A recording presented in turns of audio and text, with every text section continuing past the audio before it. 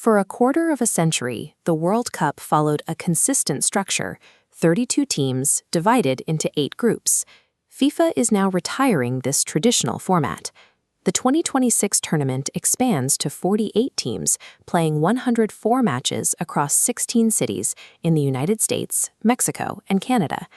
While presented as a step toward global inclusion, the sheer size of the event changes how the competition functions.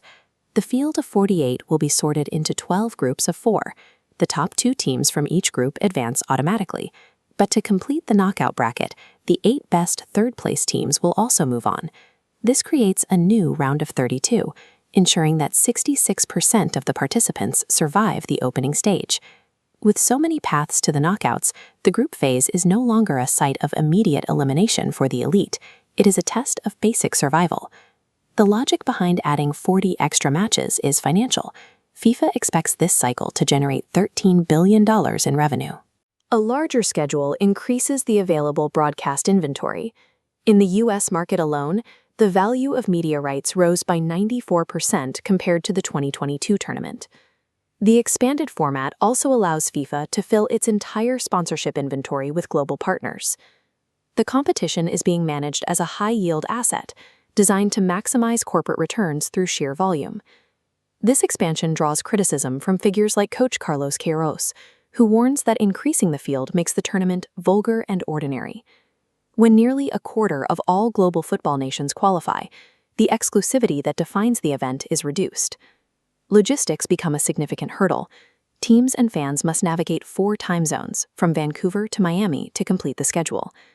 This focus on inventory places a heavy travel burden on the athletes, which potentially lowers the quality of the matches themselves.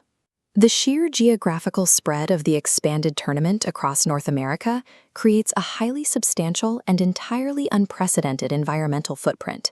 Table ES1 shows the scale of the increase.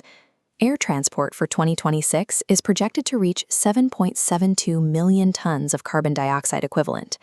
The total footprint for the 2026 finals is estimated at 9 million tons, roughly double the emissions of past World Cups. FIFA is funding this growth through partnerships with high-carbon entities, including the state-owned oil giant Aramco. By prioritizing a continental footprint, FIFA has created a climate blind spot, making the World Cup one of the most polluting sporting events in history. The environmental data translates into physical risks for players and spectators during the North American summer. Venue heat index data shows the scale of the risk. Half of the 2026 stadiums require environmental interventions, with AT&T and Hard Rock stadiums facing extreme heat stress.